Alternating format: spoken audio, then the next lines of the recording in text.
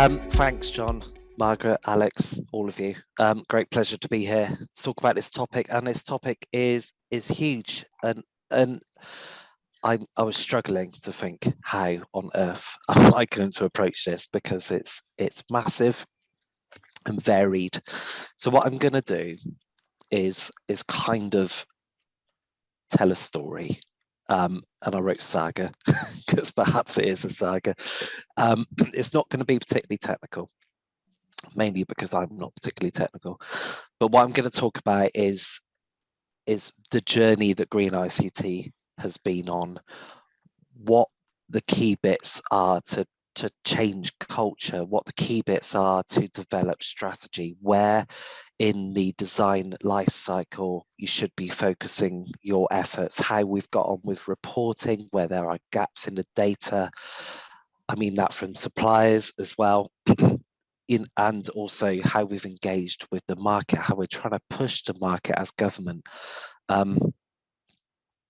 So I'm going to try and give this overview, and because I'm going to cover so many things, I won't be going into anything particularly in depth, but hopefully it will tick a lot of boxes for many of you on the call in some way. And then if you want to follow up with me afterwards, then that's absolutely fine. Just so you got an idea that I do know slightly a little bit what I'm on about. I trained as an ecologist, and I couldn't get a job in ecology. So I ended up working for the Ministry of Defence, because they are huge landowners here in the UK. And I thought they're going to have lots of ecologists. And of course, they were all consultants. So I ended up in IT and almost immediately got involved with Green IT back in about 2007, 2008. And really, I've kind of just done that ever since. And now I am the head of government for Green ICT. So I basically tell all departments, agencies and bodies what they should be doing in terms of Green ICT strategy and policy. I'm a full member of BCS and a chartered environmentalist. So I think that's a pretty good mix in understanding all of this. Again, there's my email address, and I'm sure we'll share the slides afterwards, but please do get in touch. Right, so you're probably all aware, but I think worth making the point that Green ICT is nothing particularly new. It all started for me, in my view, with a sort of Gartner hype cycle in around 2008, 2009. And I think if you Google any papers, etc., on Green ICT, that is the kind of era that pops up a lot around 08 to 11. Is when all the papers were originally written. So this aligned with government doing what government does best, getting together on Millbank, forming committees and producing strategies. Key thing with this original Green ICT strategy for government was it was part of the central government ICT strategy. So it was absolutely huge. It was in there in the main body of what was being talked about. And that was fantastic. Along with that strategy, there was a roadmap, a maturity model, and a set of tools. And indeed, you can find all of this on gov.uk to this day. So you can Google Green ICT on gov.uk. You can still find all of these materials. They are pretty good still, although a little bit out of date. Ewan might have something to say about that a little later. I take over from the previous chair of this group, if that's right, Bob Crooks, who used to run this work in government, and I take over from Bob. Very, very big shoes to try and fill in 2018. And what I immediately do is change the name from green to sustainable. The reason I did that is that in that intervening kind of 8 years there between 2010 and 2018, what happened was that industry and pretty much everyone else in IT said, well, we're getting greener by default. We don't need to worry about this stuff anymore. So all the stuff that was there, all those papers, all this effort, all these companies that were previously pumping out all of these materials suddenly disappear. Even the BCS sponsored QA course eventually dries up. And it all just disappears. So I spent this entire time here banging my head against brick walls, being chucked out of meetings for trying to talk about Green ICT. You wouldn't believe it nowadays, but only 3 or 4 years ago, this was absolutely the case, and the previous 6, 7 years to that.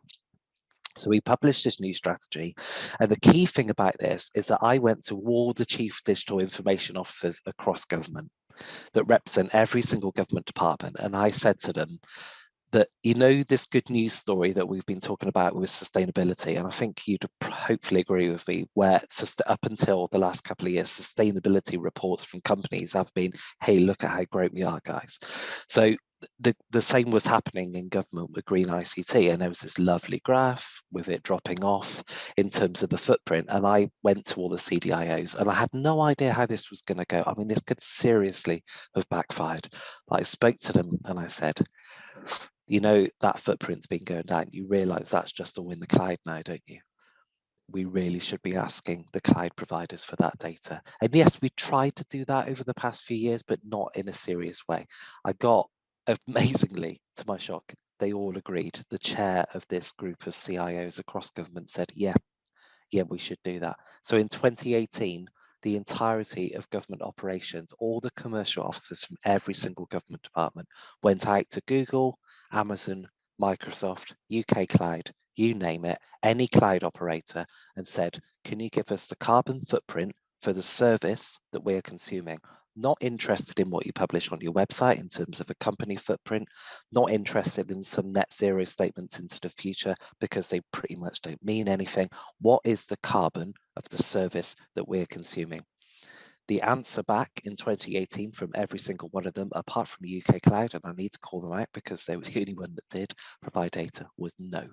It was a mixture of no, we can't, or no, we won't, or not responding at all. I then published this in the papers, in Computer Weekly, in Business Green, ED, you name it. And you know what happened 6 months later? Microsoft and Amazon both suddenly realized that they could actually do it. Microsoft launched a tool based on Power BI, and Amazon started to provide data under NDA. I'm not saying that it was entirely down to our work. What I'm saying is that if you're in a position where you are recognizing that you need improved data from your suppliers, I'm giving you the data center hosting example here, but it could be anything. This could be modern slavery, this could be social value, this could be end of life waste, right? If you're in a position, as UK government is, that is spending billions every single year, you can make a difference. And this is what's happened. In 2020, we published a new strategy.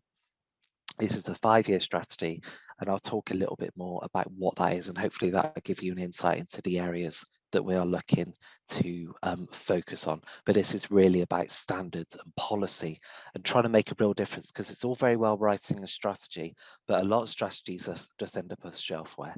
So this strategy is actually written as a policy, and it's to meet all of those drivers on the right hand side that I won't labour on there. The only one you might not know is the 25-year environment plan, which is a government thing. Yet another document. So how did we develop the strategy? Didn't do it on our own. Although it's DEFRA and published by DEFRA on behalf of government, it absolutely wasn't written just by DEFRA with us on our own, as I said earlier, in Millbank. We held workshops with every single government department. We got together and we thrashed out what the big issues were that were coming up that we wanted to focus on for the next 5 years, where the information gaps were, all that kind of stuff. We had academia in the room, we had charities in the room, NGOs and industry. And then we consulted with industry through Tech UK, because Tech UK represent around 80% of government contracts. So all the wording that's in the Green and Government ICT and Digital Services Strategy was agreed with industry. And for me, that was absolutely huge. And industry were great with this. They wanted to help set out what was possible now and what was possible in 5 years' time. This is what I was on about earlier with this footprint data. With 2010 to 2018, this is end user footprint, kilowatt hours per year. The average UK household is about 2,500 per year for a 2-bed mid-terrace. Actually, where I'm talking to you from now, in a dark and cold Bath. 2,500 kilowatt hours per year. We started at around 1,500 kilowatt hours per year. for your entirety of your end user footprint. That's your laptops, your desktops, network equipment, servers, everything joined all together, all the cooling, everything on top of that. And you can see that good news story there to 2017, 2018. If there's a load of bars in there, they'd be dropping down a little bit each year. I come along and ruin it in 2019 by saying, let's do a couple of things. First, we need to simplify the reporting. I mentioned all those tools earlier. There was a real problem with buy-in across government. By the time I took over, membership had dwindled slightly down to around sort of 8 to 10 departments when there's 25 departments across government. So we weren't picking up as many people and as much of a footprint as we should. So I challenged that and I changed the way we did reporting to make it a lot simpler. And basically I said, if you can give me a figure off of your building management system from your network equipment room, your server room, most of you are going to have a meter outside that's going to tell you how much you've been consuming. That will be the sum of your operations and your cooling. Just give me that. That's absolutely fine. And we will do the rest. And then also the same from the suppliers as well. The other bit is, can we have the data, please, from the colos, the cloud operators, all the rest of it? And you can see it's shot up. That is still not true. And because what happened is, as I say, the cloud providers initially gave us no data. They've then provided us some data. There isn't enough information behind the data that we are being provided with across government to have too much confidence in that. We are working really hard across government on something called the One Government Cloud Strategy to engage with suppliers internationally to try and get to a point where we can get the data we need so that we can architect for sustainability, we can design for sustainability. At the moment, there's still massive preconceived ideas that you can shove everything in the cloud and it'll be greener, when what actually happens is you move into the cloud, your consumption goes through the roof, you risk vendor lock-in, and you end up in a potentially worse situation. So there's a lot of work to do there in getting to a place where we're defining what we need from these cloud suppliers in terms of data, and that data is coming into us in an open way. That would be absolutely fantastic, so we don't have to ask for it, and then we can interrogate down towards that. This is another example of, if you don't ask, you don't get. So prior to 2018, nobody was trying to record the amount of Zoom type calls as we're doing today. Anything under that kind of banner, GoToMeetings, WebEx, Skype, is that still a thing? Teams. So in terms of, if you're looking at IT and the big overall picture of your climate net zero goals and your sustainability targets, of course, you're going to look at how can IT reduce travel, reduce estates, all the rest of it.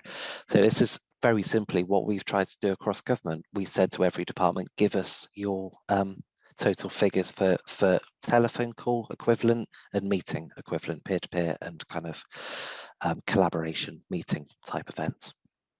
Initially, very little data because people weren't sure how to get it, but you can see there in the last set of data that we've got that I haven't published yet, so this is world exclusive. We're in around 130 million, I think that is, for the year. And obviously that is then coupled with 80-90% drop in travel, huge drop in estates, footprint, etc., etc. Now the problem, as I mentioned with the cloud bit, is that when we try to interrogate the data from the providers of these services, if you go to Google, you will just get a blanket no at the moment for the footprint for using, God, the name escapes me, but you know, the Google web chat, web meeting app. They do not provide any data. If you go to Teams, to give you an example, one department has asked for information and they've been given a figure of 12 kilos of carbon for in excess of 2 to 3 million calls. That doesn't seem to me to be correct, because it's obviously not just about the energy that's being consumed, it's about the energy that's within the servers, within the manufacturing process, end of life, etc., etc., etc.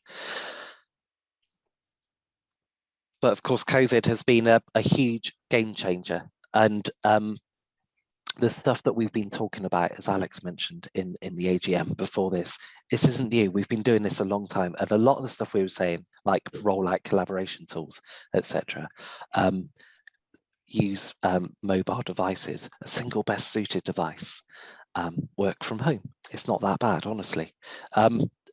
All of that happened through COVID, which is fantastic. So there's been this huge culture change that I've witnessed across government departments, and including big departments that were previously massively reluctant for any change, have decided that they can now move to a point where they want to issue everyone with laptops, and they want to roll out collaboration tools, and they want to roll out collaboration tools in such a way that people can access it from other devices, and they can speak to people outside of their network, etc., etc., etc.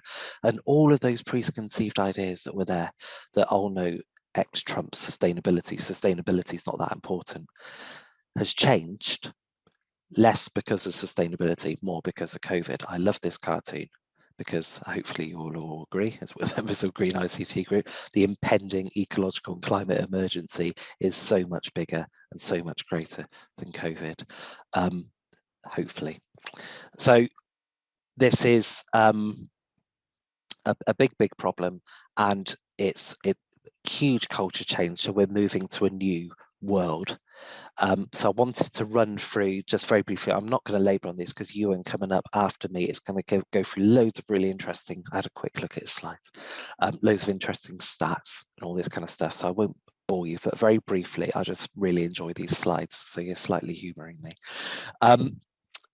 That is the latest MOD data centre there. And the reason that's there is that we have to recognise that with everyone talking about AI for Earth, everyone talking about sensors on fridges and trees and in the ocean, and supercomputers and etc., etc., etc., all of this means that data centres growth is huge, as well as all of the little bits of equipment and network kit that doesn't get talked about nearly enough. Network, actually, as an aside, is now the biggest footprint across government, because you've seen that green energy coming in the servers, etc., etc. Is actually all of that stuff that isn't in the data centers and it isn't end user devices, is all that stuff in between is actually the bulk of the issue now. Don't hear many people talking about that, do you? So this stuff is growing, and it's been well documented. I'm sure you all know, but the growth of data centers in Ireland, for example, is massive. We've got huge multinational companies openly stating they expect 200, 300% growth in energy consumption. Now, I think personally that represents real challenges for us as a society of how far down this digital route we want to go, how much we need to go, and how much we need to reduce all the waste in the system. And there's huge waste in the system. Great example given to me by Vodafone: for every single photograph they've got on their servers, that's in general sort of replicated around 8 times. So they are desperately wanting to get rid of all those duplicates of 5 meg photos, which of course are getting bigger and bigger because we're rolling out new cameras with 3 flashes on them. So how much do we actually need? And it states the obvious. This is another MOD slide, but I like it because it actually says where the chip comes from. If you can't see it, it says Philippines. If you are an organization that is rolling out not necessarily off the shelf kit, then it's really useful to recognize where your stuff is coming from so that you can be resilient to impacts on that supply chain. But it's been talked about a lot, about the risk to chips at the moment and the availability of those. But in departments, there have been examples of weather events, climate events impacting supply chains that have meant that critical systems can't be kept up and running. For too long, organizations have just left it to suppliers to trust them under SLAs or whatever to keep that service running.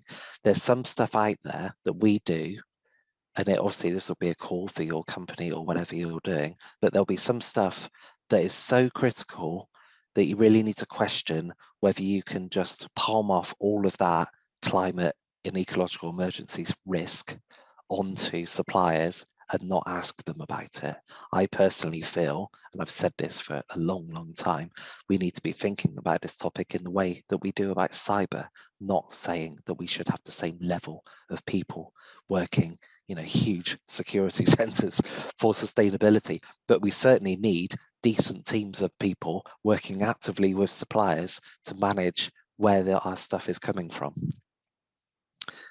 We have to recognize that there is slavery in the supply chain. I've had enough conversations with enough major suppliers that when you get down to the nuts and bolts of where stuff comes from, they're not actually entirely sure. And yes, they are all making great efforts, and they're members of, Responsible Business Alliance and Electronics Watch are doing fantastic work there.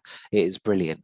But when it comes down to it, there's a load of vagueness at the bottom of those supply chains.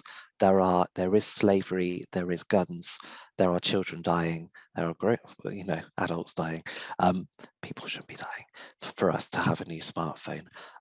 We need to move away from plundering the earth for the sake of our technology lust.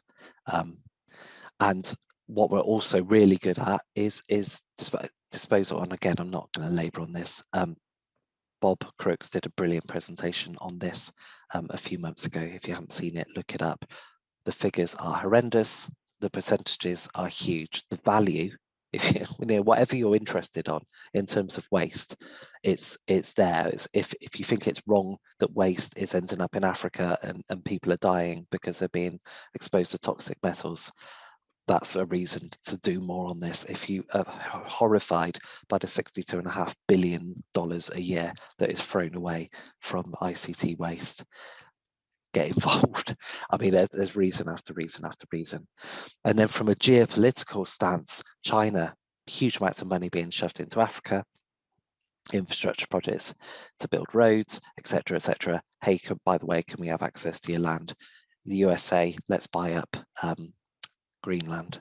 It's all to do with access to minerals, and we have to recognize it was the EU only this week, wasn't it, that said that they need to control access to rare earth elements. Yes, they're not particularly rare, but they are critical. And if we move further down this path, which of course we will, towards digital, they're going to get more and more critical. So this is all the stuff that went into this new strategy. We got everyone together. We got industry, we got academia, we got charities, we got government experts, all nominated by their CDIOs to be the sustainable leads for each of their departments to push sustainability in there.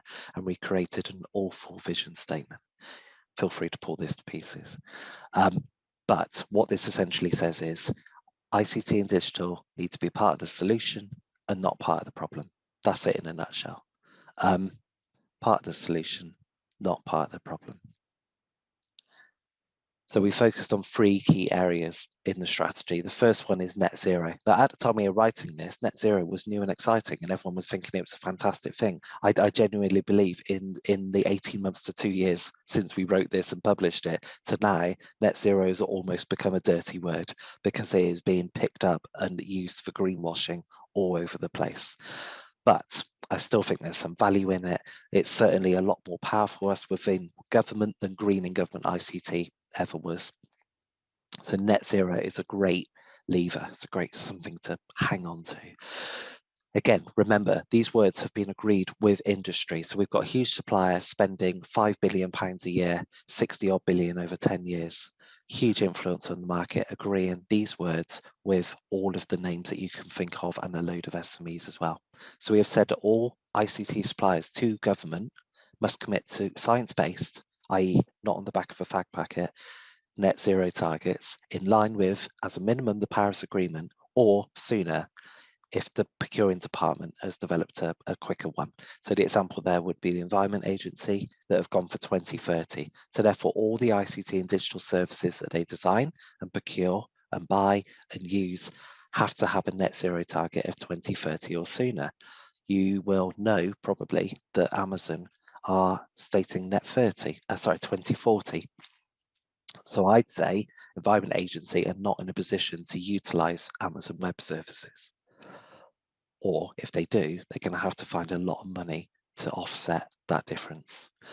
By 2025, we need to make sure that we're moving towards that net zero target, progress towards it, and we need to move to a point, and I hedge my bets here with the wording, but what we're saying is we need a net positive outcome. You might recall the webinar data that I provided you with earlier, but that's the kind of thing. So we've got all the data showing how we're reducing the carbon from the service that we're consuming, and that service in itself is providing other benefits, i.e. through collaboration, reduced travel, easier to use, all of those kind of things. And the reason we're doing this is, again, I'm not going to labour on these because Ewan's going to talk about this, but data growth is exponential. On the government briefings, exponential is used a lot, but in terms of data growth, there is truth there. There's some articles here that you can look at afterwards that are not particularly new now. Some of them are a bit cliched, like the Bitcoin one, but there is truth. Where there's fire, sorry, where there's smoke, there's fire. These sort of currencies, these new currencies are consuming huge amounts of energy. Digitization of everything is going to mean that we are moving towards a place where perhaps 20-25% of our global energy is used for digital. Is that a world that we want to move into, or do we think there's more stuff that we should do around that? Because perhaps there's other uses for that electricity, or perhaps digital's so embedded in everything that we're doing that it doesn't matter, that isn't a scary figure, and that's a relevant figure. Second area, first one net zero, second one is circular economy. By that I mean what we're doing with those resources. Think back to those geopolitical maps and the slavery and all that stuff. So if we move to a circular model, when stuff comes to end of life, we are pumping that back into the system. We don't need to be mining in Africa and in Asia and in America or the Arctic. End-of-life servers, end-of-life hardware is pumped back into the system. We have a zero to landfill target, and we need to make sure that all of our suppliers have too. So that is something that we're doing right now. What we've said by 2025 is we want to see an increase in remanufactured kit. And that's a huge element of this for me, because I think if we can move to a place where we challenge that culture that thinks that if you buy remanufactured devices, refurbished devices, that somehow they're secondhand and they're not as good. There's so much evidence out there from, Tech Buyer or the University of East London or you name it. There are places all over the web and companies that are providing excellent quality remanufactured devices, or we buy services from these major companies, and we say to them in the contracts to bring back stuff after a couple of years, take it back, do it up again, update the RAM, etc., and give it back to us. So it doesn't really matter for us in government which way this happens. What we're saying is we need to reduce the amount of stuff that we're mining, reduce the amount of stuff that is being chucked away at end of life. And if we are getting rid of stuff at end of life, it needs to be reused as much as possible. Again, these are the stats from Bob's presentation from a few months ago, so look at those in more depth. But it is the biggest problem probably in the world is e-waste at end of life. The third area is around modern slavery and transparency and all the stuff like data availability. So as I've mentioned a few times, we cannot get the data we need as a customer to be that intelligent customer to actively manage what we're designing and what we're buying. So what we've said, this is agreed with industry, that they will supply data on carbon, environmental impacts, materials, chemicals from all tier 1 and tier 2 suppliers. We're looking at things like blockchain to help make things better. And we also recognise that the Modern Slavery Act is not just a tick in the box if you're above 34 million. ICT is high risk. It's in the Prime Minister's statement. You can look up on gov.uk. Boris Johnson signed it off and said ICT is high risk. So we need to do more in that sector. And that is what's pulled out in this. By 2025, we really need to move to a point where we can say as government, as one government, hopefully, was what I'm trying to get to, with every single department part of that mix. Where is all our stuff coming from? Where's high risk? Where's low risk? Where's media risk? Where's all the geopolitical challenges and the climate challenges, etc., etc.? And how can we actively manage that? Where's our critical systems? What can we do? Who do we need to work with? It needs to be a lot smarter to do that.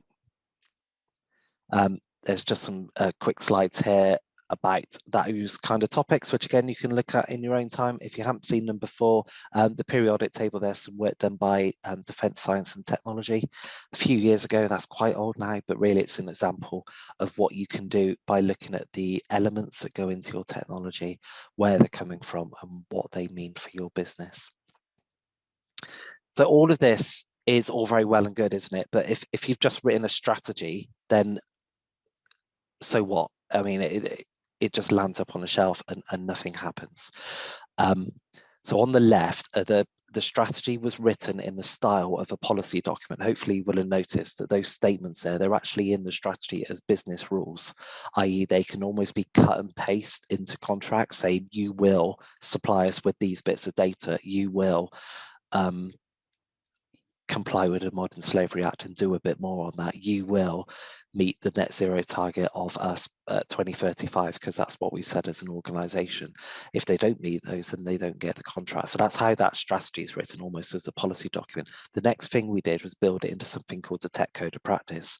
That's really important because that's when the money is in government. So all of these projects across government, they can all say whatever they want and bid for some money, but ultimately the Cabinet Office act as the custodians. And the way I talk about it is a bit like a monopoly board, where the projects are all moving around a monopoly board and they get to the bit where they can pass go and collect their £200.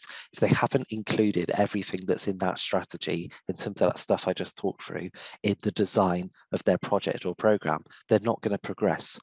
They have to stop and they have to go back and rebuild and redesign to make sure that they are engaging in sustainability. I've been training up people in Cabinet Office to make sure that they can do this. And we've also got the cross-government group I chair as the experts to help projects or programs. If they all get stuck, they can come to me and other people, and we've got tools and things to guide them. Also, the big change recently has been the Social Value Act that's come in, and that, if you haven't heard about it, is basically a mandated 10% on procurement for everything sustainability. So it's fantastic. And the really good news for sustainable IT across government is we can bolt that on top. So we're actually looking at 12 to 18% weighting on sustainability within designs and stuff across government, which is absolutely huge and is going to make a lot of people very angry. But frankly, as I said earlier, this is up there with importance of the biggest things we've ever faced. And if we don't do this right, we're going to keep consuming more, we're going to run out of materials, and we're going to, destroy everything that we hold dear. So that's up front, that's driving everything, that's the policy, that's making stuff happen. At the back end, you've got to hold people to account. You've got to make sure this stuff happens. So we've got the STAR reporting. That's the group that I chair. We do the footprint reporting. You recall the histogram I showed you earlier. That's the energy footprint for the servers and the end user equipment, all the rest of it. We do waste reporting. We do policy reporting to make sure that stuff is progressing. The spend controls, as I say, is where the money is for the Tech Code of Practice. So we're trying to make sure this is happening. And the other big change is the greening government commitments. You may recall David Cameron and Nick Clegg in the Rose Garden giving each other a big hug. Remember when we could hug? Back in 2010. And they said we're going to be the greenest government ever. They've just been updated. You can look up all the information online. ICT is now, for the first time ever, in the greening government commitments, which might not sound a lot, but it basically means that ministers are now supporting all this work that I'm talking about, and they've never done that before. Me and all my predecessors have been trying to do this off the back of a bit of support from some directors in Cabinet Office. This is now ministers supporting this and mandating that every single government department, agency and body, which is 500,000 Crown servants, which is several £billions a year, are doing this work. So this is, for me, areas that I've targeted to make sure that these changes happen to deliver sustainable ICT, because you can talk about this till the cows come home. You can put stuff in your architectures, you can create policy, you can do whatever, but if people are not using it, it doesn't matter. So that's been my focus. Focus on the money, focus on the ministers, People listen to them, people look at the money. People have to do this now. There's no way out. There's no escape, even though sustainability is meant to be nice and friendly, isn't it? So very briefly, the tech code of practice here is a bit of details. I say there's some links here. I developed, the reason it failed first time round back in around 2010 is that nobody knew what it meant. That's what I was saying, you've created the policy, it has to work. So somebody in the past created some policy saying you will make your IT green, and they linked out to the original strategy. But because it linked out to a strategy, nobody knew what it meant. Then when government digital services did some user research, they went out and asked everyone, what's the most important points in the tech code of practice? And you've got things in there, they're basically non-functional requirements. So you've got availability, accessibility, security, all of this kind of stuff. Greening ICT was in there. Guess what came bottom of the 21 points in the tech code of practice? It was greening ICT. And actually some people came back and said, is greening ICT about Justine Greening, the MP? That was how poorly this thing was thought of. So when I got it back in there, which has taken me 4 years and has aged me massively, I'm only 21. And it was absolutely hard work to get this back in, but we've got it back in and we've written it with technology professionals in Cabinet Office to make sure it's in a language, there's specific guidance that government designers can use.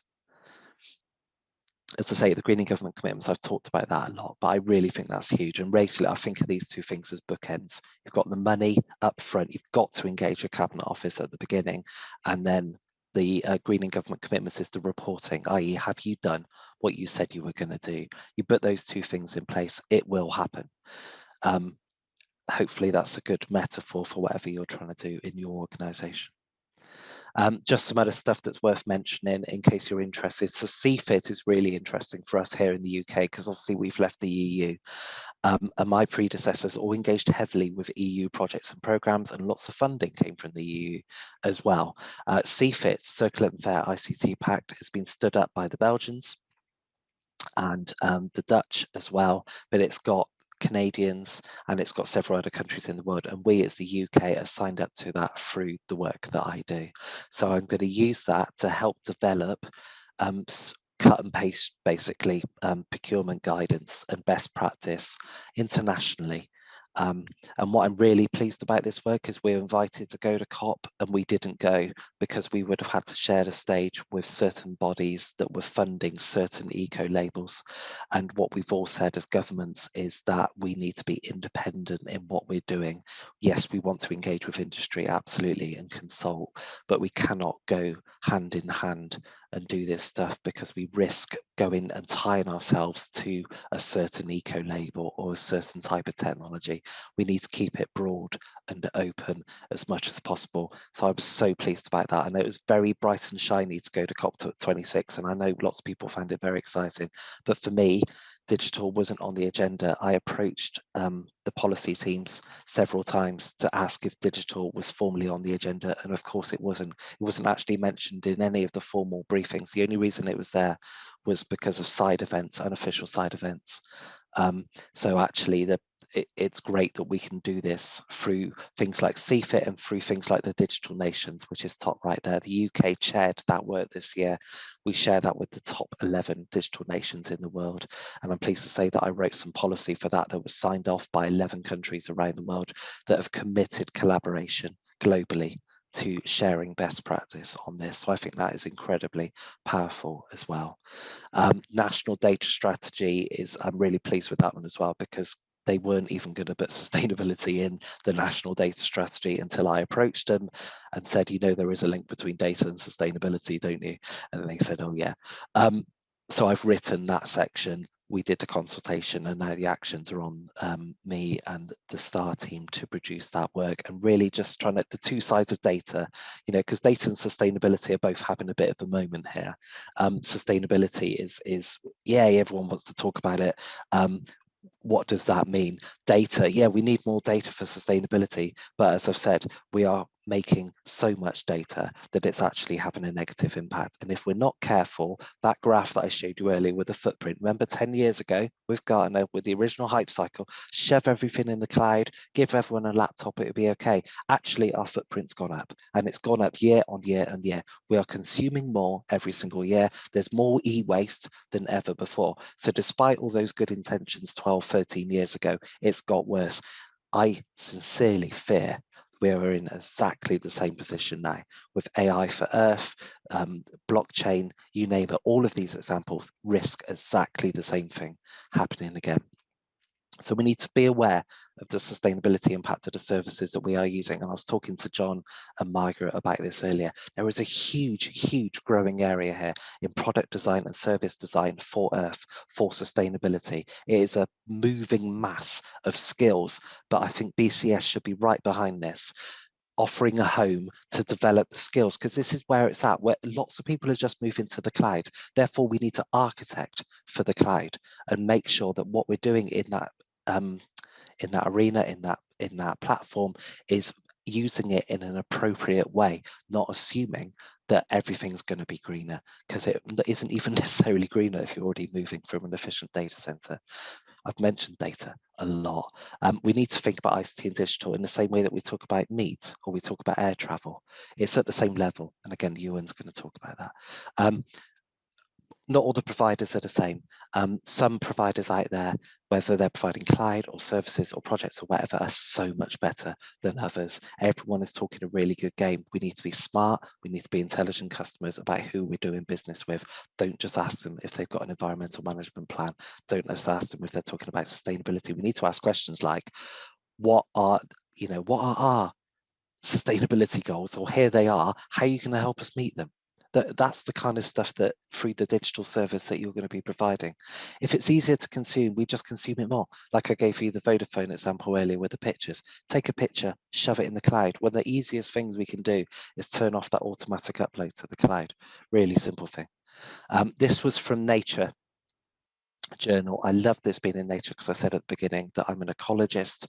So I studied nature for my degree and for my master's. When I saw Green IT was in there, this is large excerpts from that article.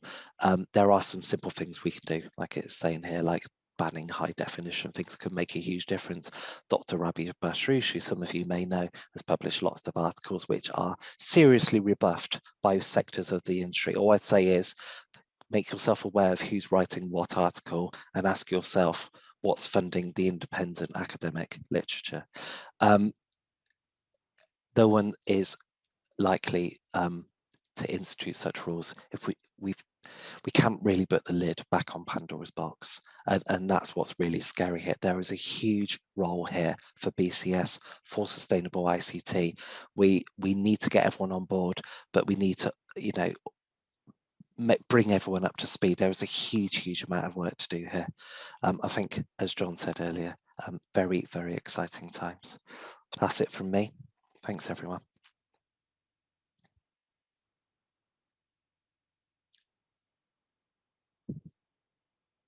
Oh, silence.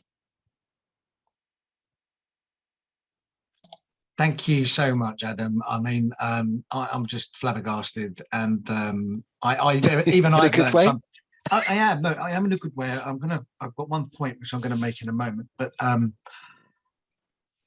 yeah, even I've learned something, right? And I'm a sustainability IT professional, and I've been working in the industry for 12 years, and I usually have my finger on the pulse of most things. But even I hadn't heard of CFIT, and I hadn't even heard of Digital Nation. So thank you for providing those links, and I will be definitely having a look at those.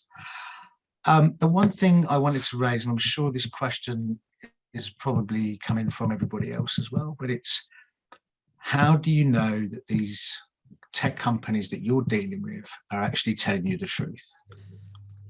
Yeah, so it's quite good. So if you're, what we've got with the STAR is, as I say, empowered reps from every single government department. So when we've been going out and asking for this data, it's what I can't do in my position, although I'm very senior and powerful. I'm not, by the way, but what everything happens within accounts, and all of these tech companies, and it's a huge problem for sustainability that they can only work within their accounts. It's so limiting. So you get the commercial people going out and asking for this information.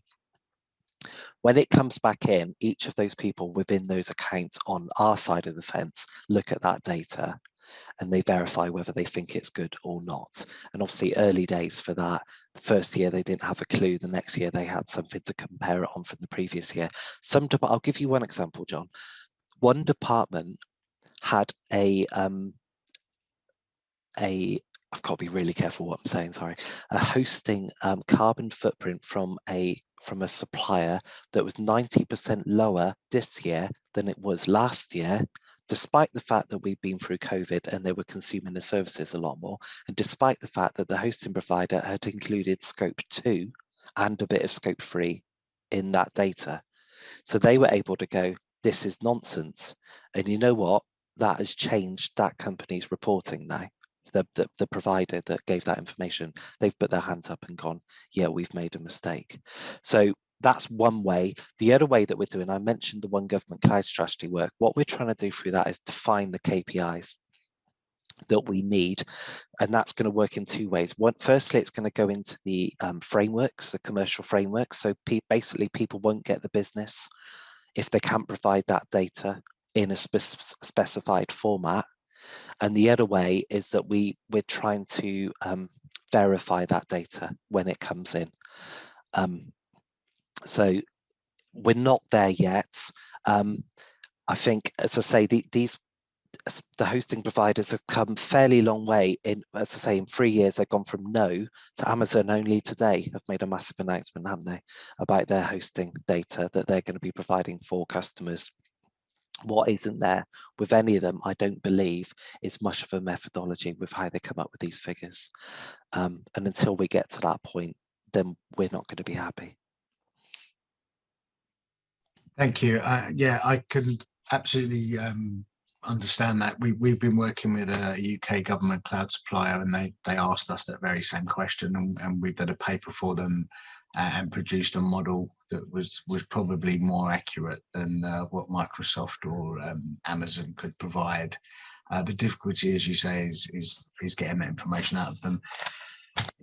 It probably is available, but until they become more transparent in their reporting, it's going to be very difficult to get that information. But I think they're understanding that actually that we're not going to accept this anymore. We want to find out what it is. But we have the difficulty is when you have a physical machine that is using energy that's being used for a number of customers, and how do you proportion the energy that's being used to each customer? Alex sent me a little link on this thread earlier, and he said, well, if they can work out, if they charge you by the thread, then they can charge you by the carbon. I'm afraid it's not that simple, because that's only the IT server itself. It doesn't include the supporting infrastructure, and as you quite rightly say, the network. Yeah, but I must admit I've said the same as Alex. I've been fairly loose on with suppliers to date. We are moving to a point now, as I say, that if they're not going to provide us with the data that we require, they're not going to get the business. And I've had some really, really interesting conversations with, heads of these companies in the States, because they're scared, frankly. And I saw a question pop up, have we got the might as UK government? Absolutely we have. As I say, we are a huge customer. MOD was such an important account for Microsoft that they put their brightest and best on that account here in the UK, and we regularly interface with the Department of Defense in America on collaborating on stuff, and we were actively involved in the development of Windows XP. And I probably shouldn't say that too loudly because it wasn't very good, but we're on those committees because we are such massive customers. And if you're in that position, you can utilize that. And if you're not in that position, get together with some other people and form that movement and make that difference. Okay, I've got Tony Sudworth, who's got his hand up, so I'm gonna unmute him and ask him to ask his question directly. Anybody else? I'm only going to have another 5 minutes of questions before we move on to the next presentation. So either ask them now or hold your peace until Ewan's finished their presentation, and then we can ask some questions on after that. Okay, thanks.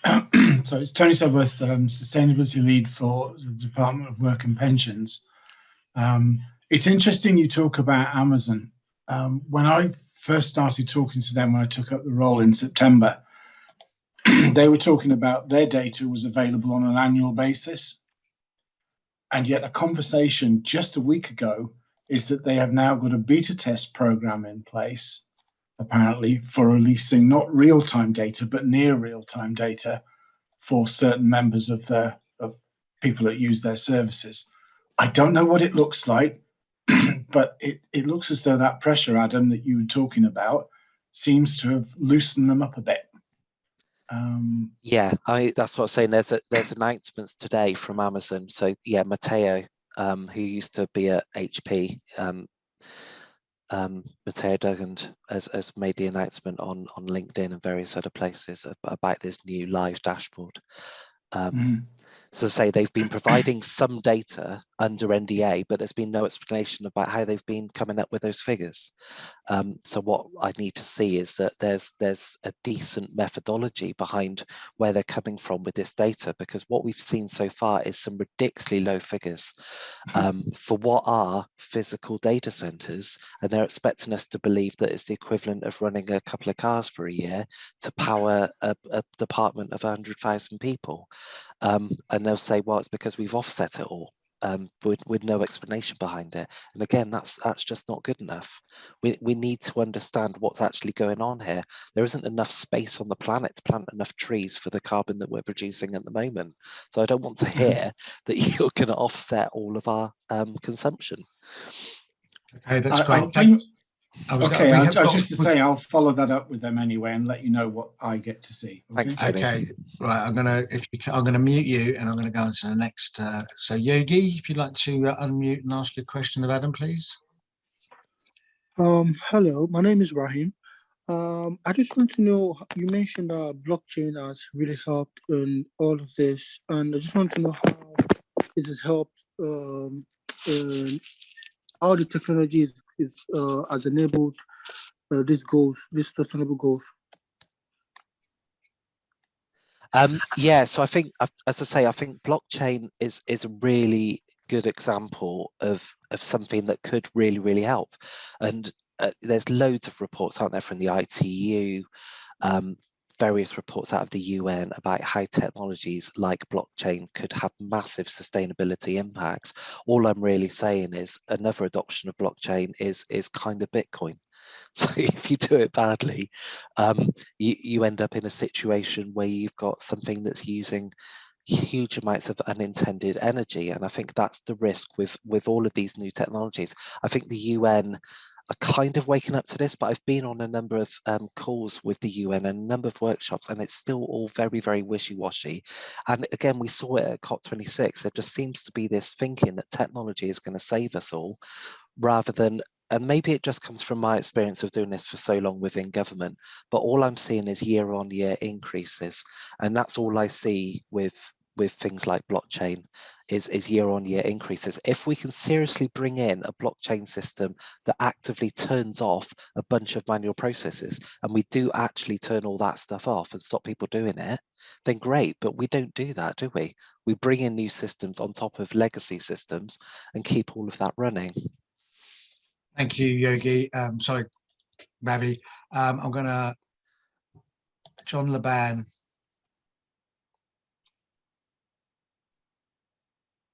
Hello there. Hi, John. Can you hear me okay? Yeah. It's John Laban here from the Open Compute Project and Open UK and the Sustainable Digital Infrastructure Alliance. On one of your slides, you showed TCO. TCO recently, this week in fact, released Generation 9. Do you have that as a requirement for hardware purchasing within government? Not yet, because that's why I mentioned we've joined CFIT. So I mentioned that the UK, at UK level for sustainability in terms of policy ownership, and we've signed up to CFIT, and I mentioned we had that offer to go to COP26, and that was from the Global Electronics Council, who fund, if I'm right, EPEAT. So there are numerous players, aren't there, in the eco-label markets, and what we need to do as UK, and unfortunately a lot of this stuff just does land on my head, and I don't want to be, well, it would be completely wrong for me and a very small team to make such important decisions. So what I want to do is make these internationally with people around the globe, to say we've looked at the best bits of TCO, we've looked at the best bits of EP, we've looked at the best bits of blue, whatever it is, all the others, and then we will make that into our new buying standard. The other problem with the buying standards is that, rather down in the weeds slightly, but all the buying standards are annoyingly owned by BAYS. DEFRA don't own them. So I actually don't have the power that I've always wanted to on the buying standard. Does that kind of answer your question, John? I don't want to make a flippant decision on this, basically, is what I'm saying.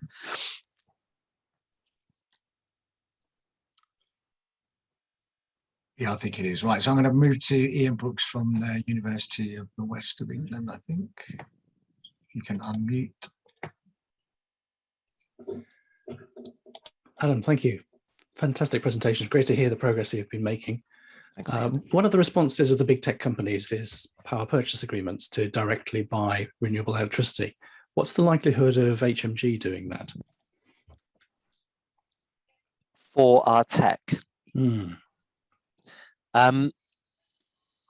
Yeah, I mean, that's, and it obviously there's a general move across HMG to just move wholesale to the cloud. Recently, there's been a lot more discussion around, I've been trying to get what's an appropriate movement of stuff.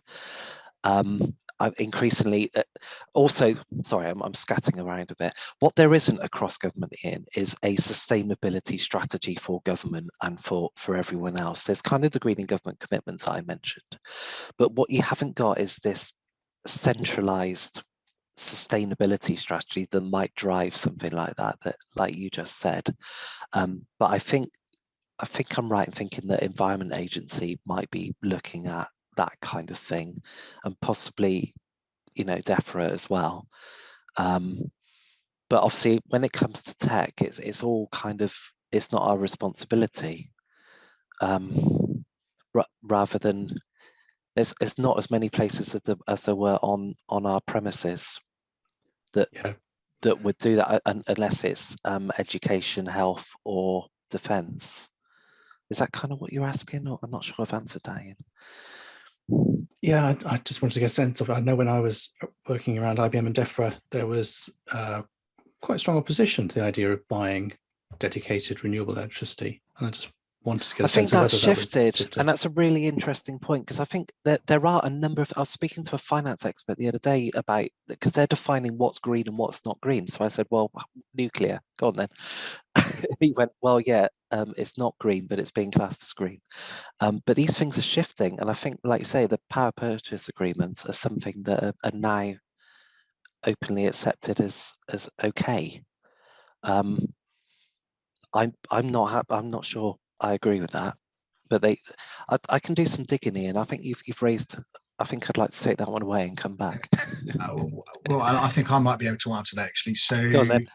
What you've got is you have a lot of the data center operators, so the co-location guys and the big tech companies with their hyperscale facilities, all citing the use of renewable energy in their operations. And they are likely to come from power purchase agreements, as you quite rightly said. But what they've done is they've jumped 2 stages of what I would call the energy optimization trilogy. So we have energy reduction first, then we've got energy optimization of what's left, and then and only then do you go to renewable energy. So they've jumped straight to using renewable energy. They haven't done any energy or reduction of energy in their facilities using such best practices as the Code of Conduct or EN 5600 TR 99-2 sustainability best practices. And my view on it here is an inefficient data center powered by renewable energy is still an inefficient data center. It just happens to be powered by renewable energy. And I had the same thing when I spoke to some guys from Iceland a couple of years ago. And I suggested I wanted to have, so I wanted them to do one of our accreditations. And they said, well, why? We have renewable energy. It's on tap, geothermal, hydro. We don't need to worry about energy. And I was like, well, that's the wrong attitude to have. Just because you have renewable energy doesn't mean you should waste it. And they just couldn't get their head around that. And I think there is a lot of things, and I think the Climate Neutral Data Center Pact is kind of forcing some of the big operators in Europe to move down to a more transparent role moving forward. But they have yet to agree what they're going to report to the Commission. And obviously, because we've left the EU, we'll be out of that. But I do think that some of those regional operators that have presence in the UK will be reporting in the same fashion as what they're reporting to the Commission. So that'll be a kind of benefit for us. Right, I'm going to hold it off there. And I'm going to thank Adam, and I think a virtual clap for your excellent presentation. And we will be in touch to follow up on some of those things there, which I think you're quite right that BCS can and should be supporting some of the STAR activities and moving on, which is fantastic.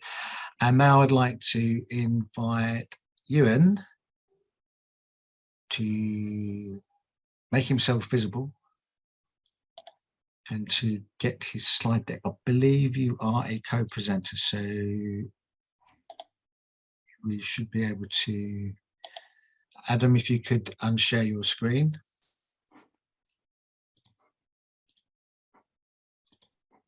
And Ewen, if you would, you should have the ability to share your screen.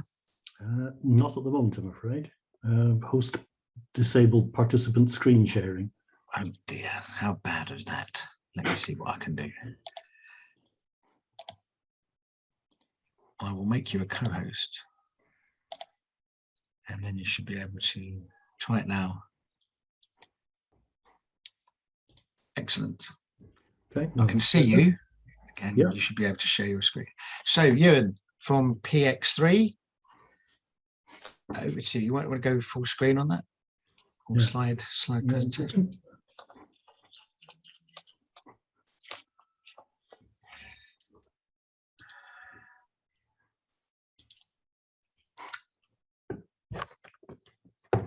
Excellent stuff. Right, over to you, Ewen. Checking that's come through okay? It's looking great from my point of view. Brilliant. Okay, well, thank you very much, John, for the invitation to present to the BCS today. I say my name is Ewen Anderson. I'm the co-founder and CIO at PX3. So we're an organisation who work with the technology companies that you've just been talking about, but also the customers of technology companies to help measure and put plans in place to reduce carbon footprint.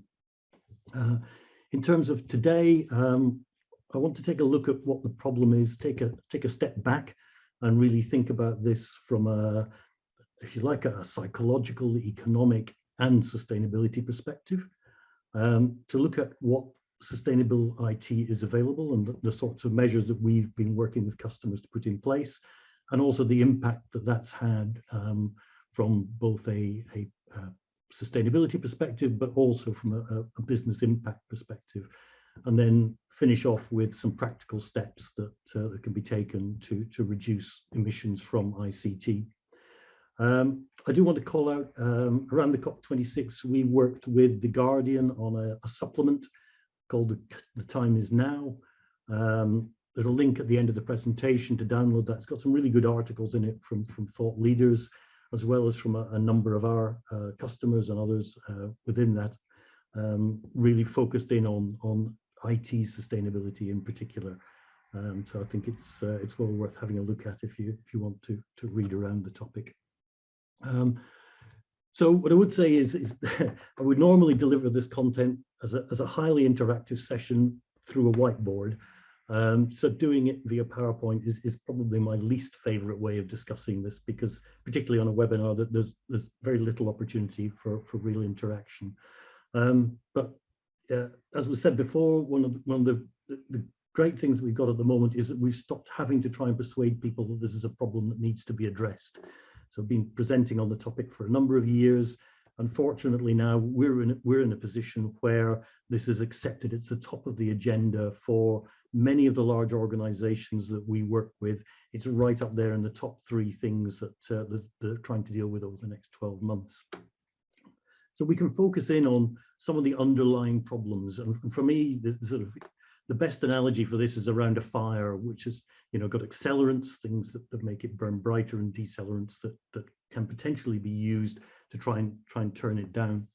So the first most fundamental thing for me is commoditization, and we can kind of wind back to the Industrial Revolution. And while you may have a vision of that being predominantly around burning coal for industry, the main thing for me that was driven was the commoditization of those resources that went into manufacturing. It became possible to transport them large distances, to use them to produce goods. And the inevitable result of that was an abstraction of the consequences of taking those resources out of the ground, or using those resources away from the individuals who were effectively consuming the products that were created from those resources. The net result of that was more things were made, and everybody was encouraged to buy new, to buy bigger, to buy brighter, and built-in obsolescence, and a move away from resources that could be repaired to ones that were simply going to be thrown away. Very much became the norm across the whole economic movement. And this led to competition and growth, and the very things that Adam was calling out around global supply chains and organizations simply competing to pull down the price of the resources by any means, while at the same time driving exponential growth. Now, that exponential growth is across everything that we look at. I mean, again, if you take the population that there was at the sort of 1900s, less than 2 billion people on the planet, to now where we're nearly 8 billion.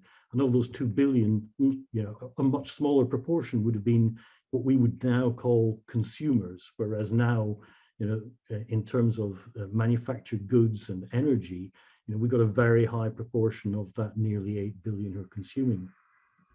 And somebody popped up the Earth Overshoot Day as an example or an indicator of this. And the really huge growth that we've seen has been since 1970. And again, if we sort of look at the Earth Overshoot Day, that's the day at which we'd used all of the available resources that could be renewed by the planet, then back in 1970, 1971, then Earth Overshoot Day was at the back end of December. If we look now, sort of 2021, Earth Overshoot Day was at the end of July. So this incredible growth in consumption and consumers is being driven by, for me, 3 key things. There's a huge push behind media and marketing to persuade everybody to buy into those latest and newest, and the IT industry is one of the worst in terms of that treadmill.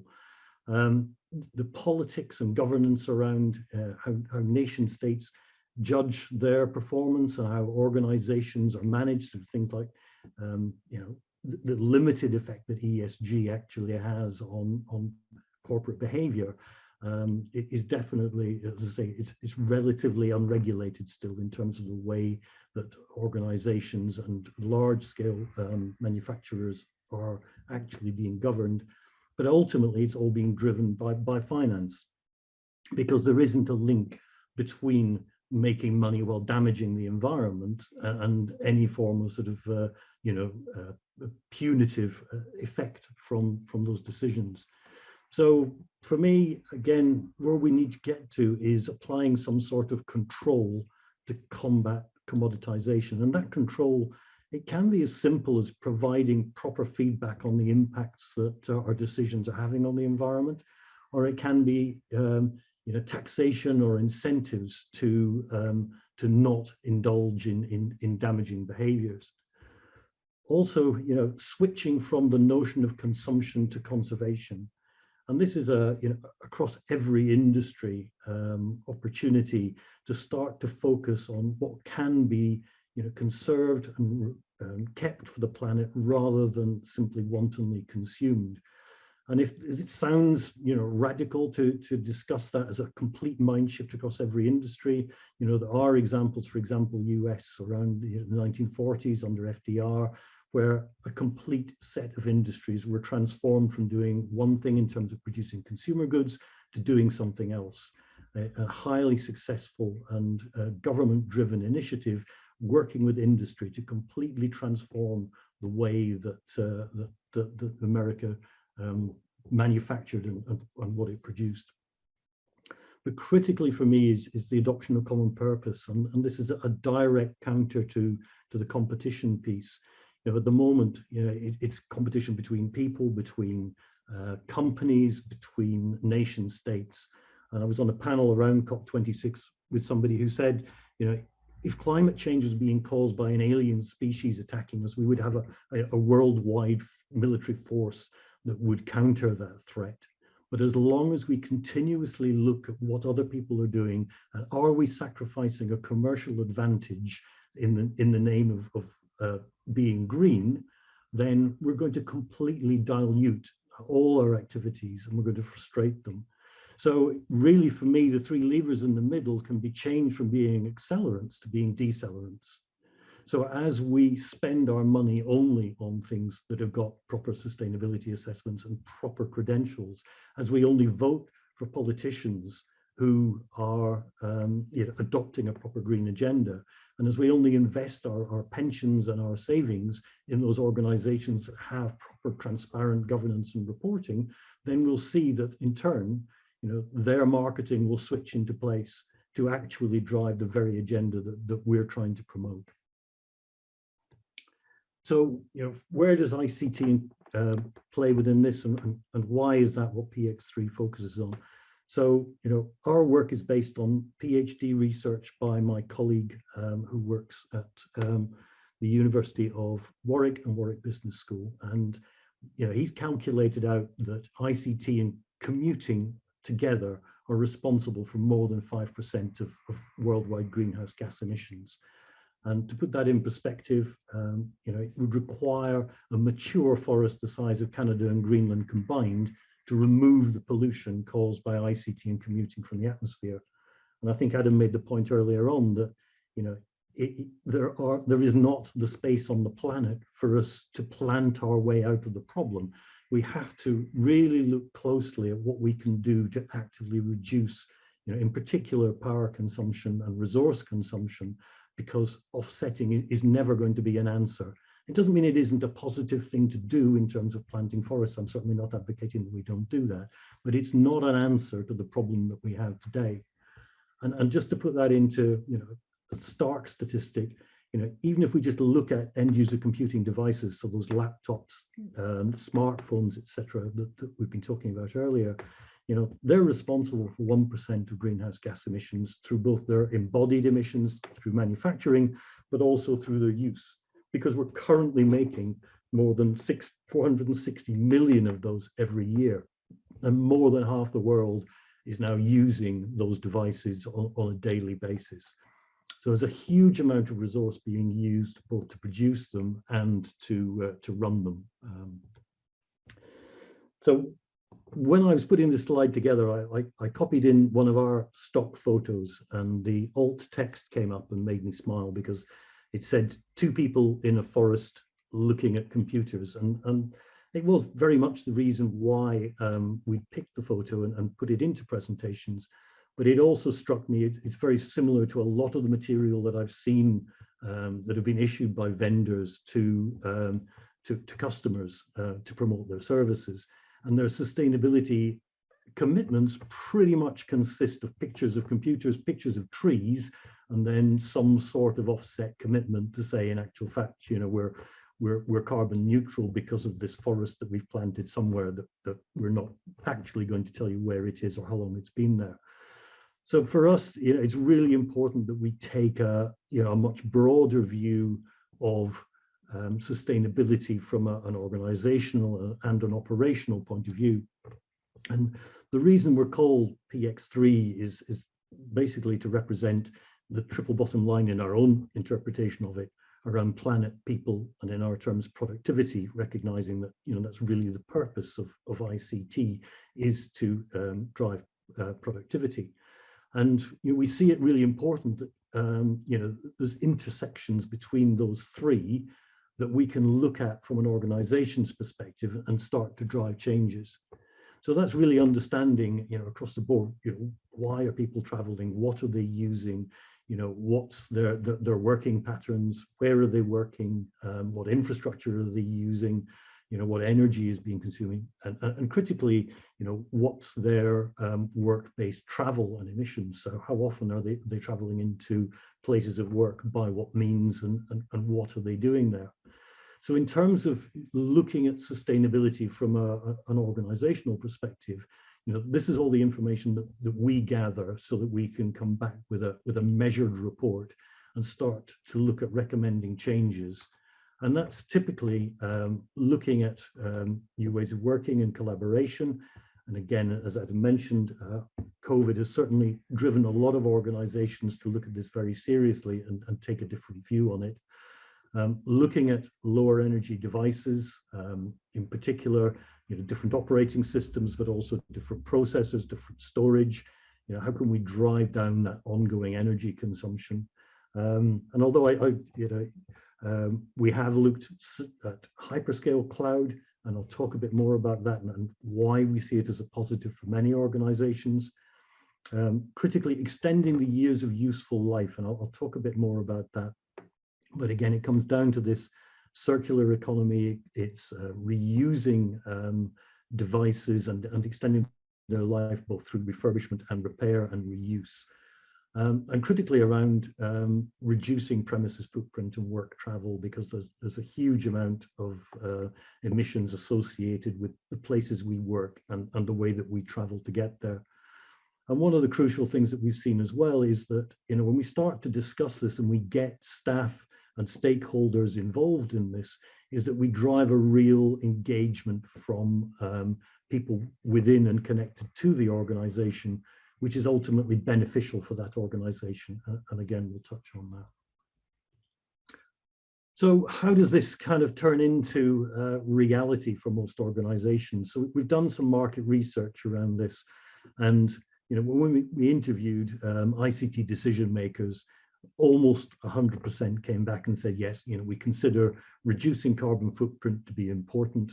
And you know, about 80% of them said that they would rather work for a company with a strong and ethical response and approach to sustainability.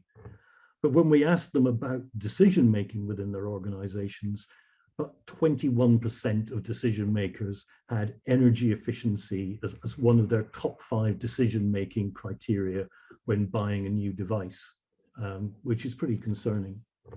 What we found as well was that you know, the significant majority were basing a lot of their decisions on Energy Star ratings. Now, the Energy Star ratings and their associated typical electricity consumption ratings, they're based on some fairly old metrics, and the actual efficiency that's measured is about how quickly those devices go into an idle and powered off stage and how much power they actually consume in that stage. But in actual fact, the majority of energy that's used by devices, and therefore the most efficient part, of the biggest focus for efficiency, is actually around their use.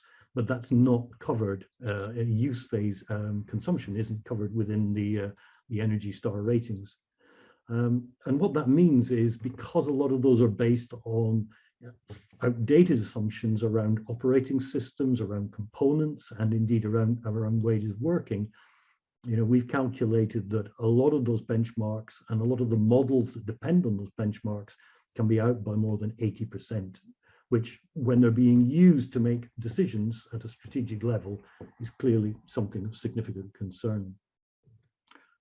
So that's where we come in as an organization. You know, we are entirely based on published research. You might have noticed a lot of the figures that I'm citing there have got little reference numbers. That's at the end. So it's based on published research. It's based on research by my colleague, Justin Sutton Parker, who's doing a PhD in IT sustainability, which is jointly overseen by the University of Warwick and Warwick Business School.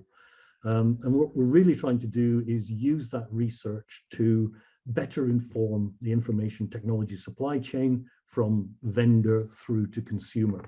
So we're working with some of the world's leading computer manufacturers, software vendors, and indeed cloud computing companies to look at what they're doing, look at what they're reporting, look at how they are working with their customers, and encourage them to adopt more scientific methods in how they're calculating and more transparency in terms of how that's represented. We also work with a number of the major suppliers and systems integrators and channel partners, again, to help them have more informed conversations with their customers and start to work particularly with procurement in order to get some of those metrics into the decision-making process. And then we work directly with commercial, public and third sector organizations to look at their carbon footprint. And we've so far analyzed over 630,000 users, their devices and data centers in order to provide carbon footprint analysis and advice on reduction through modeling. So what is it that we can actually look at in terms of that advice? Well, the first thing is really around greener devices. So we've calculated that, you know, if you look at an existing legacy infrastructure of predominantly Windows, desktops and laptops, and compare that with a modern low energy device, as an example, a Chromebook or indeed a thin client or some of the Microsoft devices, then we can see more than 80% reduction in power consumption during the use phase. And indeed at the upper end of that with the thin client devices, then more than 90% reduction. But it's also clear, and I'll talk about this in a second, that, you know, the device that you don't have to buy clearly is the greenest one. So we're looking at opportunities to extend the life of existing devices and thereby extend the embodied carbon over an increased number of years. Clearly, the opportunity with you know, proper digital technology, well-managed digital technology, is to support new work patterns, collaboration, and more flexible working. And again, I'll talk in some more detail about the effect on commuting. But the fact is, as I say, we've been recommending for a number of years that organizations at least adopt 2 days a week where staff are able to work from home, and ideally more than that, because the impact of commuting, particularly in the UK, where there's a very heavy dependence on personal vehicles rather than public transport, huge impacts in terms of emissions, in terms of air quality, but also in terms of work-life balance in the time that people actually spend, you know, traveling to and from work. From a data center perspective, I fully accept that if you have an incredibly efficient and well-managed data center on premises, then it can be a thing of beauty.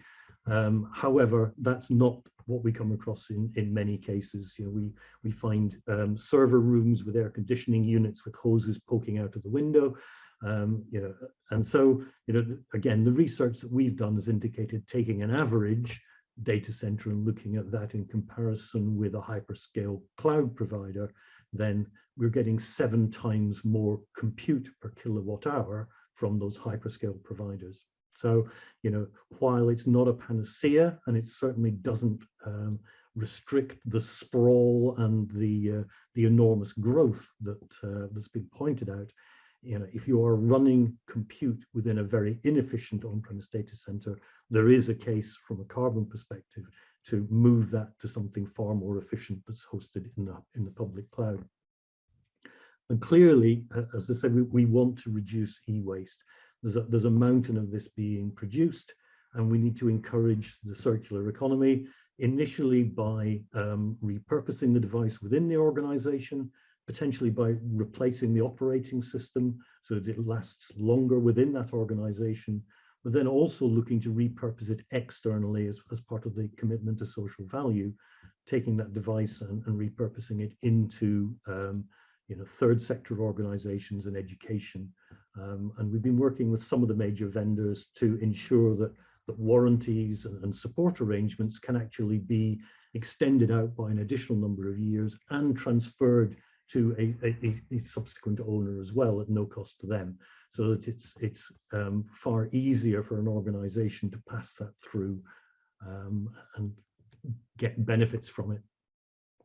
So I wanted to call out two studies that we've done where we've calculated the actual benefits of this. So one, it's due to be released as a global case study from Google next week. And we looked at two London boroughs, so the Royal Borough of Kingston and the London Borough of Sutton. And they'd moved from Windows devices to Acer Chromebooks with a virtualized application set, but predominantly having their workplace applications delivered via the cloud. So we looked at the energy reduction that they've achieved, and that came out at 32%. And again, from a business perspective, they'd actually realized £50,000 in direct electricity costs. Take the point, some of that will have been offset into the cloud. So, these are the calculations that, that are available to us at the time. But one other thing from a productivity perspective was that, when the COVID pandemic hit and they needed to shift predominantly to home working, they went from 20% of their 5,000 staff working from home to 98% pretty much overnight. So they didn't need to purchase any additional equipment, no additional licenses, no additional services. And their support model continued. And in fact, their chief digital officer said almost everything simply continued the following day as if nothing had happened. And from a people perspective, they've also been able to widen the resource pool that they look to in terms of attracting staff. So the demographic before was obviously limited to people who lived within the particular area and were financially, physically, and emotionally able to travel into the council offices in order to work at least 4 days a week. That move to working 98% from home has allowed them to have a far more inclusive policy and also to recruit staff from outside the geographical area. And they've also noted the new way of working has significantly improved staff morale and engagement across the organization. So the other piece to call out really is around the effect of the pandemic and flexible working on commuting. So this was a technology company, pan-European, and we looked at about 2,000 of their employees and their commuting patterns. And what we saw was that while the initial effects of COVID had reduced commuting, when we got into 2020, the response was huge in terms of a reduction of 97%. And again, it's noticeable if you look at the Earth overshoot day for 2020, that actually went forward a month as a result of the reduced commuting and the reduced emissions that were caused by effectively the slowdown that took place over that year. So we calculated that, from an employee perspective, over those 2 years, that flexible working had saved nearly 2 tons of CO2e per employee. So I mentioned what I want to do is leave with 4 areas, as I say, that we talk to organizations about in terms of making a difference. So the first really is understanding the true carbon footprint and knowing where the problem and priority areas are, and then getting that feedback and that control so that they can start to look at those net zero targets and actually make some measurable progress against achieving them. The problem we find with most organizations is that there's a strategic aim to get there, but from a sustainability perspective, nobody's really looking at ICT in terms of greening it, but also about how ICT can support new ways of working and the overall goals. From an ICT perspective, being green has never been part of the objectives that have been set. It might be a personal objective, but it hasn't been part of the decision making, particularly when it comes to procurement. So we try and bridge that gap and bring those parts of an organization together. As I mentioned, there's a big focus on how to extend and repurpose. So the IT industry is probably rightly notorious for that treadmill of constant upgrades. So really looking into that, how do we extend that device at least by an additional 2 years within the organization? And then how can we prevent the manufacturing of another device by repurposing it then externally, or refurbishing it and reusing it internally, or repurposing it out into social value projects. And again, we really want to work with the decision makers to start looking at the complete supply chain and ensure that the vendors, the suppliers, and the products that are going to be purchased have to meet those minimum sustainability standards.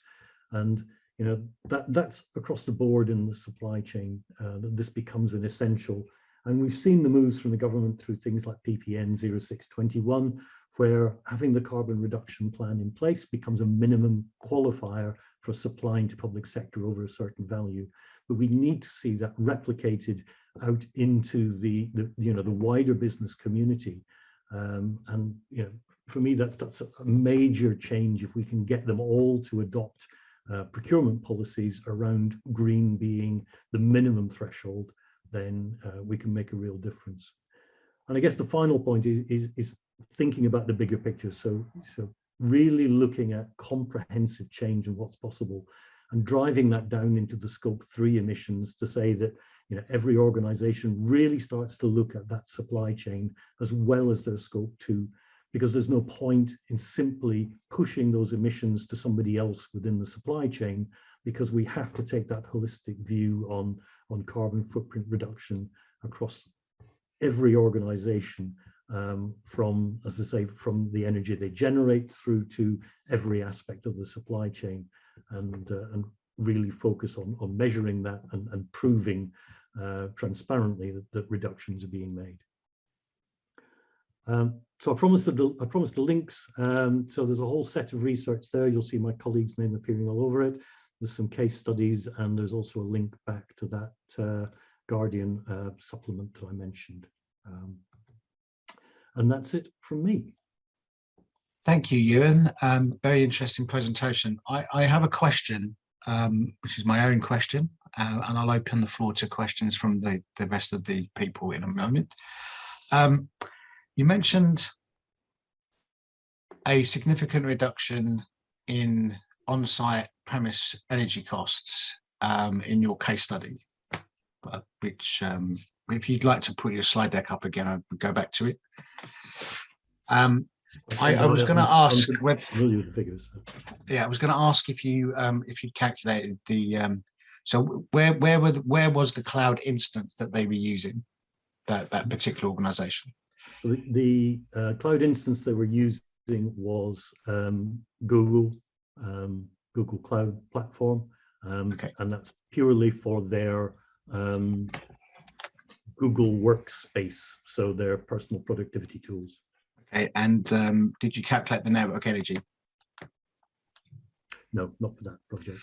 Yeah, you see, that's my big issue, is that a lot of organizations, they just concentrate on the on-premise reductions and the cloud, and they forget that actually you don't lose everything on your on-premise, because you still need networking equipment and some localized compute, stuff that can't be cloudified. And they completely miss out the network. And the network is the biggest hidden part. I mean, Adam mentioned it in his presentation that actually networking is the largest component that they're currently looking at. And no, I mean, the on-premise networking equipment was included in terms of the reduction in energy that was consumed, but clearly the energy from a networking perspective that was between there and the cloud and what was being used for that, what was off-premise was not calculated. Yeah, and you know, I recall a document from Microsoft, I think that was published in 2010 when they were first putting their cloud services up, that said, you know, you'd see a 98% reduction by moving to the cloud. And you go look at the back page, and there was 1.5 pages of caveats, and it didn't include the network energy. No, absolutely. And you know, as I say, we are very, very clear when we're doing these studies with customers what we are comparing and what we are including, and that's absolutely part of the documentation.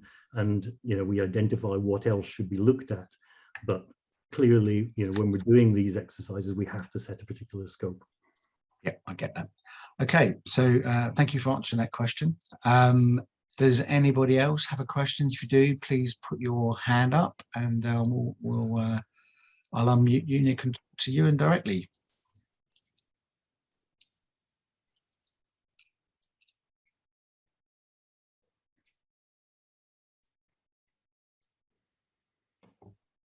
Okay, so according to my board, nobody's got their hand up. Question from Hannah. Would you like to ask your question? So when I talk about network energy, I mean the actual mobile and fixed line communications networks. So basically the internet connection or the broadband connection from the actual organization to the internet, and then every single hop that it goes through to find itself at the Google data center, which, as I know Google quite well, for that workspace will either be in Belgium, Dublin, or Finland. Yep. If you do a trace route on a Windows command prompt from your organization, you'll see exactly how many hops it will go through, and it will be a minimum of 10. And what you'll find is that inbound and outbound of each hop, there will be a big fat Cisco router, which consumes 7.5 kilowatts per 1,000 customers. So you're looking at 15 kilowatts per hop. So in total, 150 kilowatts spread over 1,000 customers. And that will be 15 kilowatts, whether one user is using it or whether all 1,000 users are using it, unless it's got port management on, which it probably wouldn't have on a core switch. And I would agree that this is an area which is very little researched. Very little research is being carried out on it.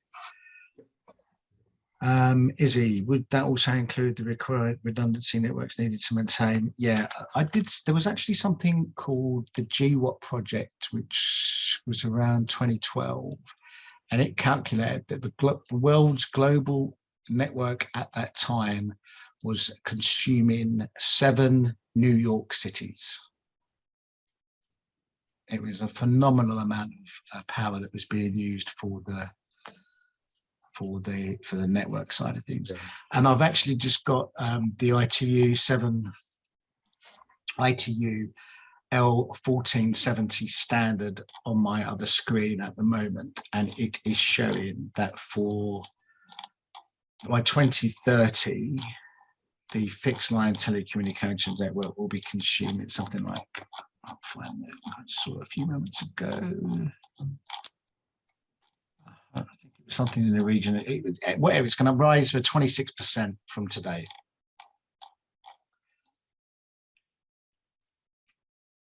Yeah, 26% in energy generation from 2015 in a percentage by 2030.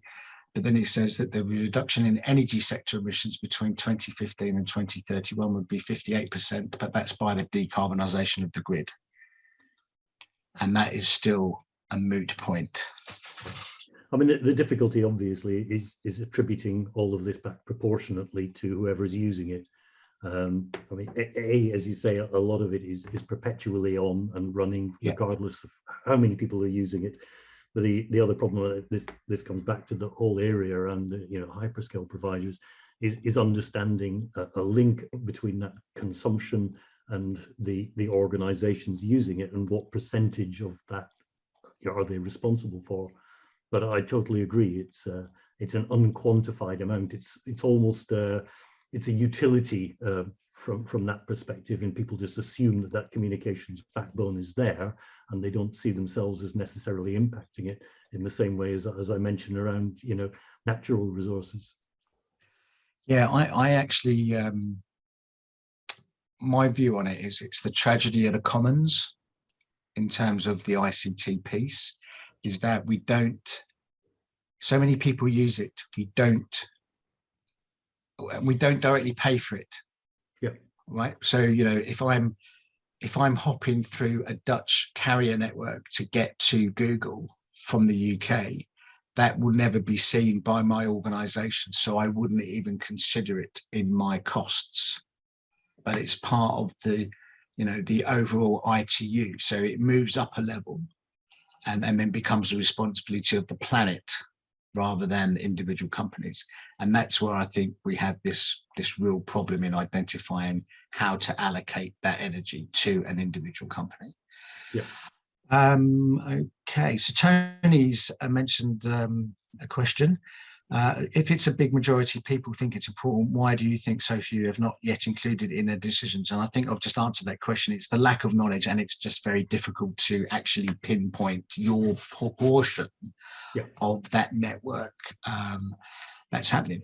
And interestingly enough, you know, one of my Google colleagues mentioned to me, because I asked him a direct question, I said, why are you investing in cable networks between your own data centers?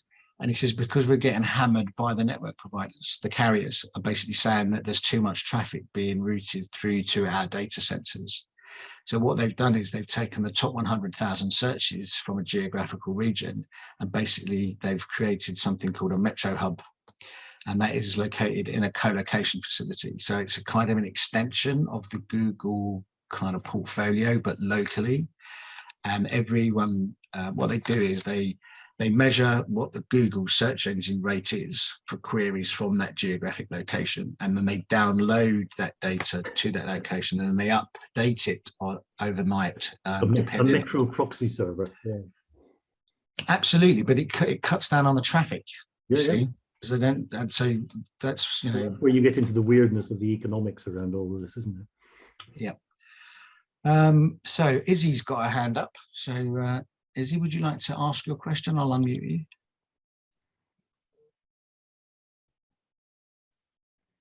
Hi, it's Izzy Bangura here from Gartner. I suppose one of the questions I've got and it's been really enjoyed these two talks. In some ways, are we driving towards then a acceptance need to have lower availability of services? So we talk about networks having 4 nines, 5 nines, and in essence, you're driving suppliers to have levels of redundancy to provide that, which are creating quite a large footprint. So is it that we need to accept the lower level of service potentially? Well, I'm going to answer that question, but I'm giving you a bit of treasure, because this is something that I talk about in my Building Sustainable Data Centers course. And it's basically the perception of risk. So each organization has to look at what ICT service it's providing, and it has to really understand the value of those services. And what it can do then is, once it's got a really good handle on that, it can determine whether or not it justifies that level of resilience and redundancy. And I think you'll find that in most organizations, they kind of go to a default statement for every single service, and they all treat it the same, where actually in reality, they're not. So I'll give you an example. We did some work with a major retailer about 15 years ago now. And I asked the IT management team, I said, right, what are your tier 1, your priority 1 applications? And to a man, they all went C-suite email. And I said, well, I'm afraid that's wrong. And they kind of looked at me in shock to say, you know, who's this young whippersnapper from a third-party vendor telling us what our tier, what our most important application is. And I said, your most important applications are your electronic point of sale systems and your logistics systems. The electronic point of sale, so you can sell the stuff you've got in the shop and therefore have enough cash in the bank to buy new stuff. And your logistical systems to make sure that when your item has sold in the shop, that you will be able to replenish that item and therefore continue your business in their way that they should be doing. if you really need to speak to somebody next door to you on your executive floor in your lovely new building, open the door and knock on their door. You don't need to email them or pick the phone up. And again, a shock, but an understanding that actually not all IT services offer the same business value. Yeah. So I once you think start, the flip side of it is that, as I say, because we can, we do. So, you know, if we see a provider who's got that huge availability, you know, 7 nines, then, you know, obviously we're going to go for that, because there's no downside to it. There's no, other than cost, but there's certainly no measurement within that of any carbon impact or resource impact that might be there. So, you know, we get down to, you know, how do IT decision makers make those decisions? You know, it is around risk and cost. Yeah, and what we have to do is get a greater awareness of the carbon impact and sustainability factors into that decision-making process. yeah, and I think what Adam was saying is basically that's exactly what they're trying to do with the government's ICT strategy, is to get those questions asked in that architecture of the sub, which I think is a great thing. Yeah, and then take a more granular approach, as you say, to what is absolutely critical and needs that level of service, and then what doesn't. Absolutely. I mean, and we could argue, well, not argue, but we could debate this all night, and it's a shame we can't do it over a beer. But it's kind of like we've got Pandora's box has been opened, and people now expect a lot from their ICT systems globally.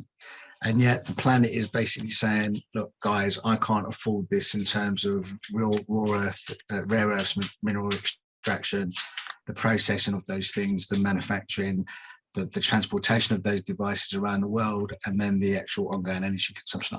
The planet cannot afford to do that. We are going to run out if we keep doing this. But, you know, that's the weight, isn't it? That's the scales of justice there. We've got this Pandora's box versus the planet saying, listen, guys, you know, we need to stop doing this, which is why I think, you know, we are in a very healthy area in terms of ICT sustainability and all the work we've been doing for the last 12 years and the Green IT for 13 years. So great. Has anybody got any questions for either of our great speakers?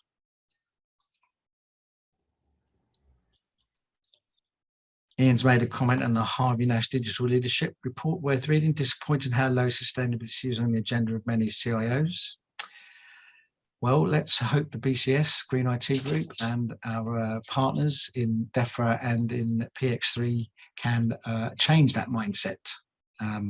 I know that I've been doing it with a number of press articles and other bits and pieces that you may have come across on your searches through the internet. I'll tell you a little story, actually. So today I was talking to somebody who we're trying to do some business with, and he said, I've got this thing here. It's called the Green ITC Roadmap, or the Green Data Center Roadmap. It's an EU thing. Do you know anything about it? And I said, yeah, actually I do. I wrote it. Thanks, Adam. Adam's going to put his kids to bed, so thank you very much, Adam. Thanks, all. So, Bye-bye. So Adam Ricks has raised a very interesting question, and I think this is also something that we cover in the Green IT Foundations or Fundamental part of the training course that we do. Microsoft's decision to put a high equipment specification on Windows 11 will lead to many companies or people choosing between upgrading the hardware or moving to a cloud service. Assuming we are in an industry that needs to be up to date with this operating system, is this a positive decision, and what would be the best decision? Okay, so this really comes back to my point, which I've just been discussing with you. And not only do we have what I would call valueless services as IT applications in business, we also have software systems on our operating systems that are superfluous to requirements.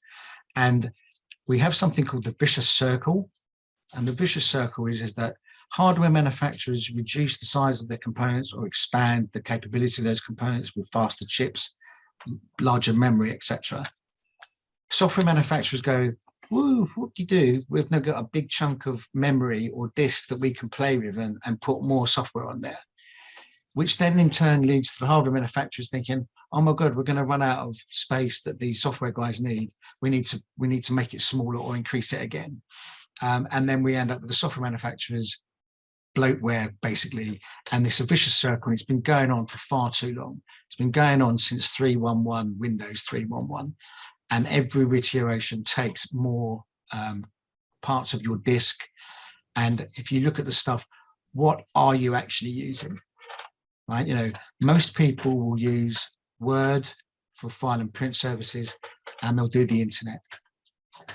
They don't use any of this stuff that's on there. I mean, I can't remember the last time I used Paint, and yet it comes on my system every time. You know, there are services there that we just don't use, and it's filling our PCs up with clutter. Now, obviously, this affects their business model. Their business model is designed for you to replace your hardware and your software on a 5-year cycle. So this is, I think, I don't think organizations need to be up to date.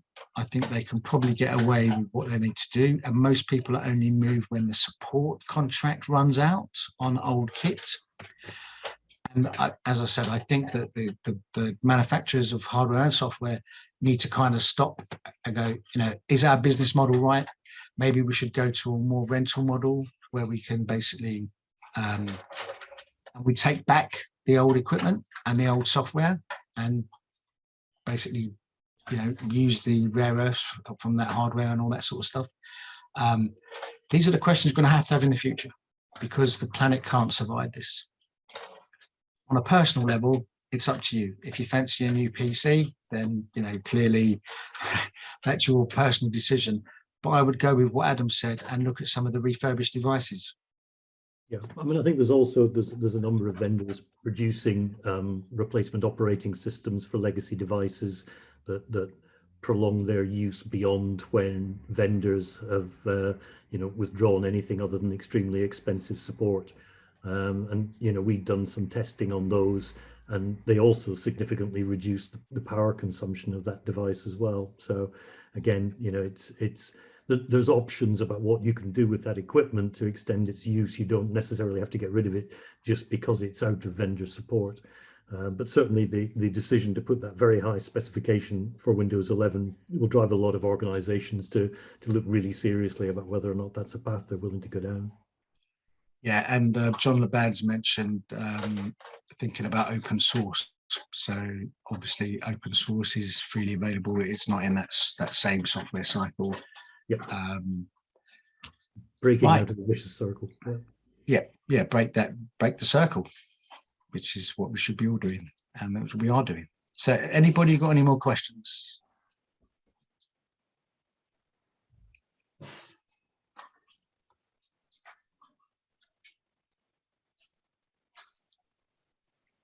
No, well, I'd like to thank you all for coming to our Green IT presentation this evening. And I will sure you will all agree that we've had some excellent insights from both our speakers, Adam and Ewen. So thank you both. I know Adam's gone now, but thank you very much for your time and energy in putting across your thing. And let's keep the dialogue going.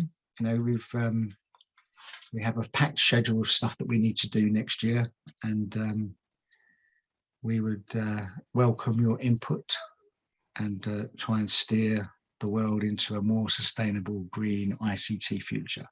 Margaret, I'm going to hand over to you now, seeing as you're the...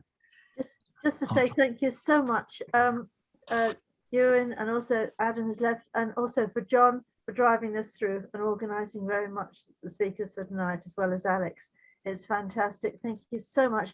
And I know we'd like to say our appreciation and say thank you very much to both speakers.